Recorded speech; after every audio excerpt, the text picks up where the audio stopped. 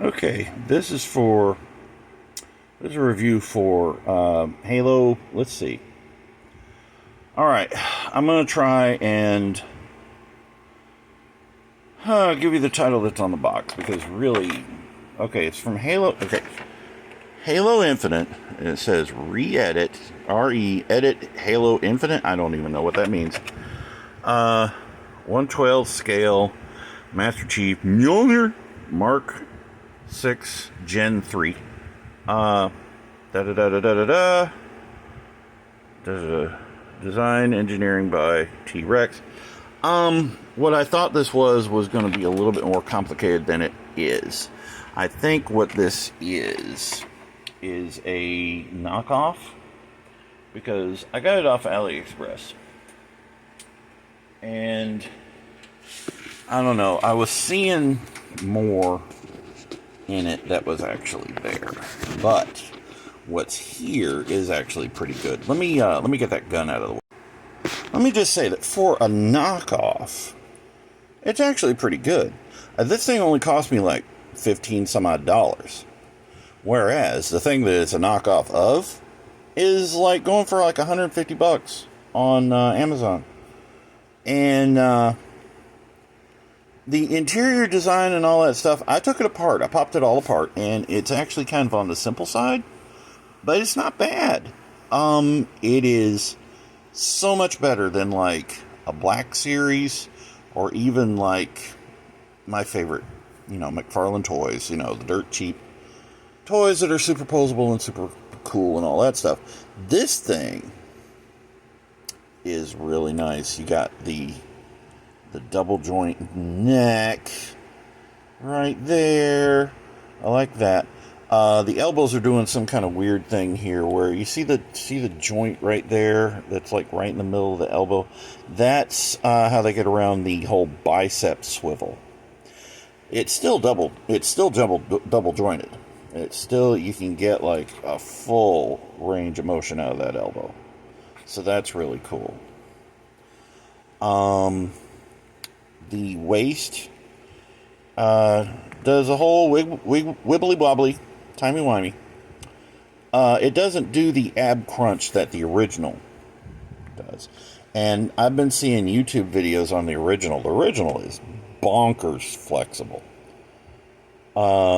That, and I've seen that belt sort of like come apart so that the hips can do all kinds of weird stuff, all kinds of flexible poses and stuff. The thighs, they sort of rotate the way that you think they do. They got the common little thigh swivel. The knees, double jointed knees. I did have a little bit of a problem with the left leg being longer than the right, but I think, God damn it, come on, focus. There, stay focused. Okay, freaking focus, man. But I think I got the leg situation fixed now. I had to take it all apart. Came apart with a hairdryer, so that's good. On the original, the feet are like die cast. These are not. And they've also got a toe pivot, which I don't use. So I'm cool with that. For $15, I think I made out really well. This thing is so much better than paying $35 for a freaking Black Series figure. It's just crazy. Now, I'm going to compare it to the Jazzwares. Okay, let's get it side by side with the Jazzwares. See? Okay, it's comparable in size. Jazzwares is a little bit taller, but it's also got a lot more flexibility issues. Like, okay, on this thing, check this out. Dunk, dunk, dunk, dunk, dunk, dunk. And the elbows have this sort of ball joint thing going on. You can get all kinds of range of motion out of those. Not so much Jazzwares. But then again, Jazzwares is, they're in the American market, and they don't really have to worry about, putting quality into their shit. I mean, it looks really good. I do like the fact that the faceplate is chrome plated. Here, It's not chrome plated, but what they did was they painted the inside of the visor. It's not as reflective, but it is kind of visually interesting seeing a clear piece of plastic with the paint underneath the plastic. That's kind of cool. I still would have rather had the gold plating. Just me. But the joints on the Jazzwares, loose as hell. In a lot of places where they just don't need to be loose, but it doesn't fall apart. These hands want to keep popping out of there. I mean, they do tend to stay, but when I'm trying to put it in poses and stuff, they do tend to pop off easily, especially if this one here that's attached to the gun likes to come out. But then again, look how huge that ball joint is. So, it's easy to put back in, and it's not like it's coming off of that gun. So that's fine. The guns on this, I don't know if it's still there. See how it's kind of skewed going towards the back? Yeah, it was a lot worse when I first got it. I used a pair of pliers and I kept trying to bend it back into shape. The shotgun is worse.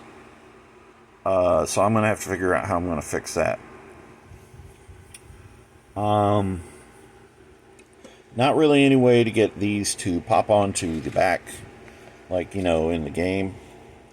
I had thought about using magnets, but this is like a really solid piece of plastic, so I'm not exactly sure how I'm going to get that to work. I think I could probably, fudge it and make it go. See, it stops right about there. I could probably put the magnet in somewhere in here. And then I saw a video of a guy taking apart this little joint on the gun and putting the magnet in there. So I think I'm going to give that a shot.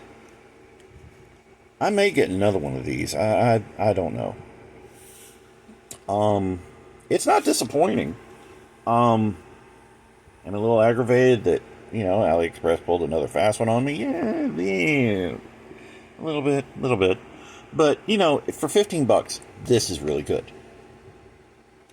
I mean, it is freaking spectacular.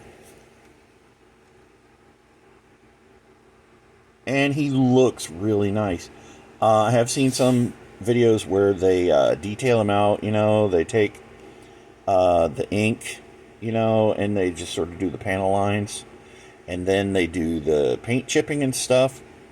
I don't know. I kind of like him the way he is. I kind of like a clean version. Maybe I'll get another one and detail that one out. I don't know. Jazzwares was okay for a little while, but I think I'm going to start using this guy in videos. The gun, I know, looks way better than the Jazzwares stuff. The Jazzwares stuff is flopsy-wopsy. God. But, yeah, it's really good. Go look on AliExpress. They should still have a bunch of them. Get one of these dudes. They are really cool.